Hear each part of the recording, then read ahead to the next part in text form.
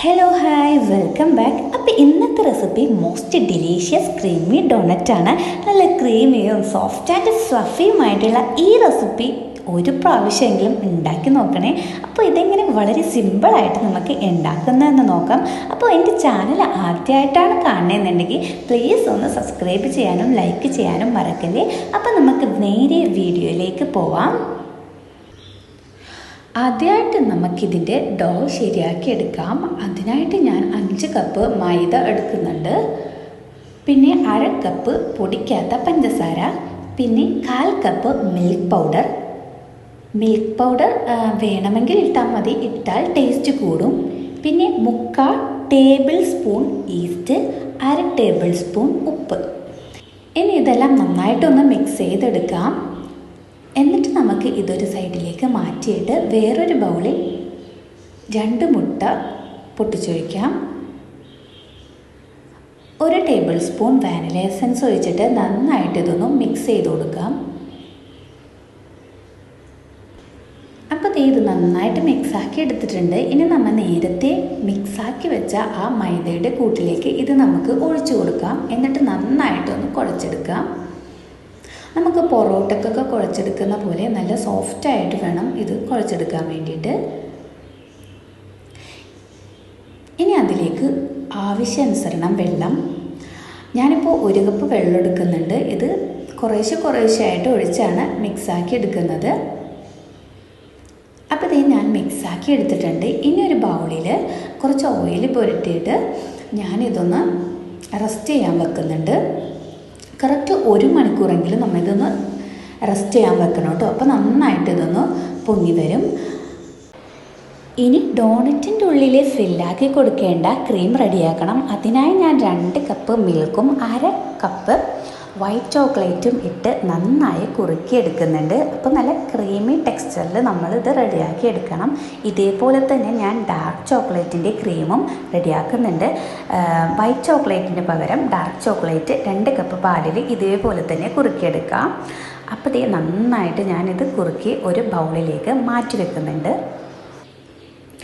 നമ്മൾ റെസ്റ്റ് ചെയ്യാൻ വെച്ച ഡോ നന്നായി പൊങ്ങി വന്നിട്ടുണ്ട്. നമുക്ക് 1 മണിക്കൂറൊക്കെ വെക്കുമ്പോൾ നന്നായിട്ട് ഇതേമാതിരി പൊങ്ങി വരും. ഇനി നമുക്ക് നന്നായിട്ട് ഇതൊന്ന് മിക്സ് ചെയ്തെടുക്കാം.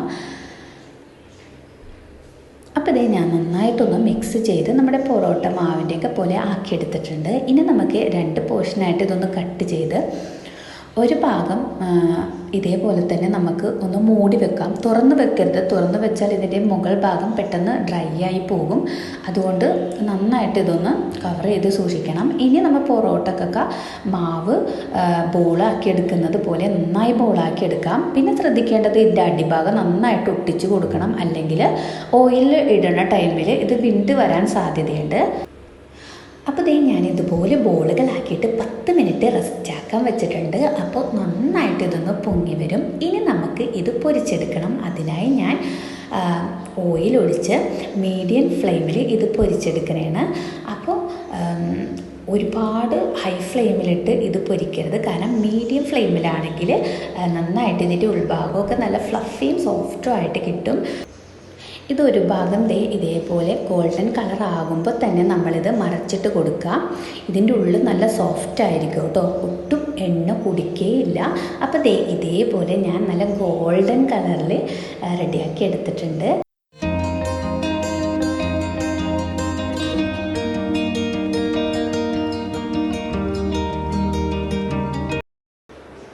ഇനി ഡോണറ്റിൻ്റെ മുകൾ ഭാഗം ഒന്ന് കോട്ട് ചെയ്തെടുക്കാൻ വേണ്ടിയിട്ട് ഞാൻ കുറച്ച് പഞ്ചസാര പൊടിച്ചതും കുറച്ച് മിൽക്ക് പൗഡറും കൂടി മിക്സാക്കി എടുത്തിട്ട് വീഡിയോയിൽ കാണുന്ന പോലെ ഡോണറ്റിലൊന്ന് കോട്ട് ചെയ്തെടുക്കുന്നുണ്ട്.